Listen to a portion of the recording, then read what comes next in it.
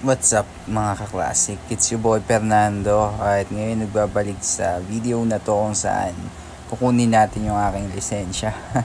Hindi man sa pinagyayabang ko na natikitan ako dahil alam kong kapalpakan to, pero isang magandang aral na din to para sa lahat ng nanonood, no?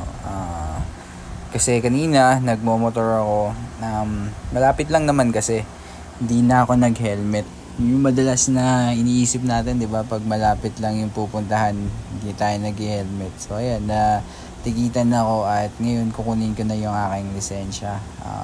Sana sa mga susunod ay wag nang mangyari ulit to. Isang magandang aral din to. Reminder, kumbaga, sa mga katulad nating riders na kailangan nating sumunod din talaga sa batas.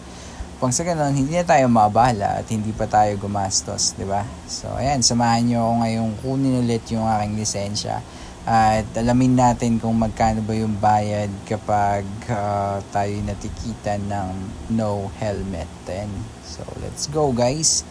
Puntahan natin ngayon yung sa munisipyo lang naman kukunin yung aking lisensya kasi dun lang naman nila. Tinanong ko kanina yung nag-ticket at sabi nila doon ko daw makukuha sa munisipyo ng Mabalacat. Ano pang hinihintay natin mga pre? Samahan niyo ako sa pagpunta. Tara na. Bobohan. Let's go.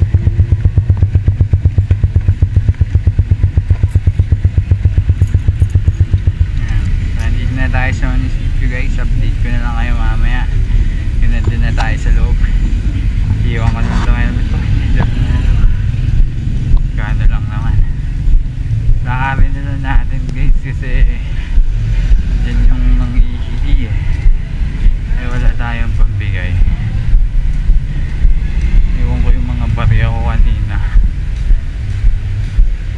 Lahat na lang tayo.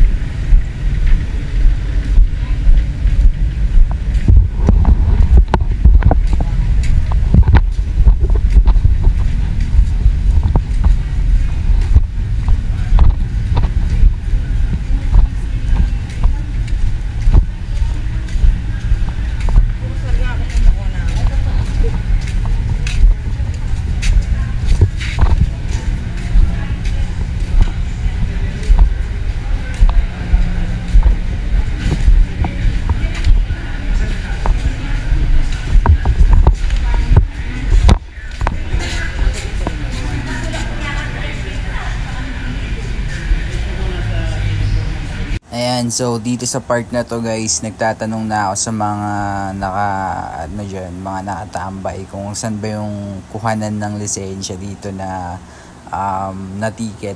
Sabi nila dun daw sa looban pa. So, ayan, kinonfirm ko lang ulit kung saan kasi sabi nila dito lang daw magbabayad pero hindi pa dito makukuha yung lisensya. Oh my. Pero ayan, pupunta na ako kung saan ko babayaran yung aking lisensya na nakuha. Ayan, samahan niyo ako guys. Let's go.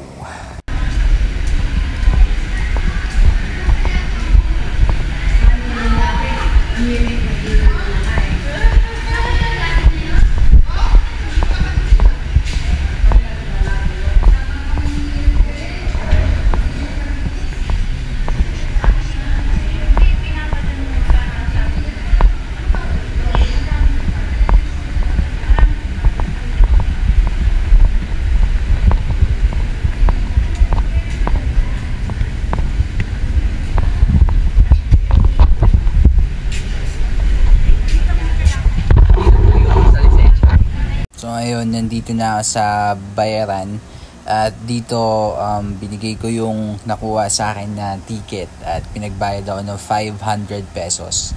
Okay, so dito sa Mabalacat, yung mga no helmet, no, kapag hindi siguro LTO yung nakahuli sa'yo, kasi sa akin yung nakahuli sa akin yung mga local na officials dito at so yun, kaya sa munisipyo napunta yung aking lisensya. So 500 yung aking binayaran ngayon at pupunta pa ako sa office nila na medyo mga 10 minutes away kapag momotorin dito. So ayun, dun ko kukunin yung aking lisensya. Ipapakita ko na lang yung ticket na nakuha. I mean, yung resibo na binayaran ko ngayon dito ng 500 pesos. Papakita ko na lang doon para makuha ko na yung lisensya ko. Okay? Okay.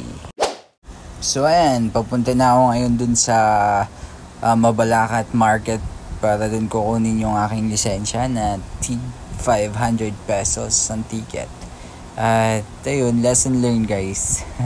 Kailangan natin mag-helmet palagi kahit malapit lang yung ating pupuntahan. Kasi ganun na hindi tayo mahuli. Sayang din yung 500, diba? Marami na din tayong mabibili or magagamit, pagkagamitan sa pera na yun. So, yun lang naman guys. Maraming salamat sa pagpanunood. Maraming salamat sa pagsama. So, dito sa amin sa Mabalacat, no helmet, 500 pesos ngayon 2024. Di ko gusto na nangyari ito sa akin, pero wala tayong magagawa. Natsambahan tayo guys sa ating pagiging kamote, di ba? Lahat naman tayo, di ba? May point sa buhay natin na naging kamote din tayo, di ba? Okay, magmalinis. Alam mo na may mga point na nagdi-drive nga yung walang lisensya Joke lang. Pero ayun, sige, maraming salamat sa panonood. Ingat palagi at sumunod tayo sa batas. It's your boy Fernando. Kita-kits ulit later. Bye.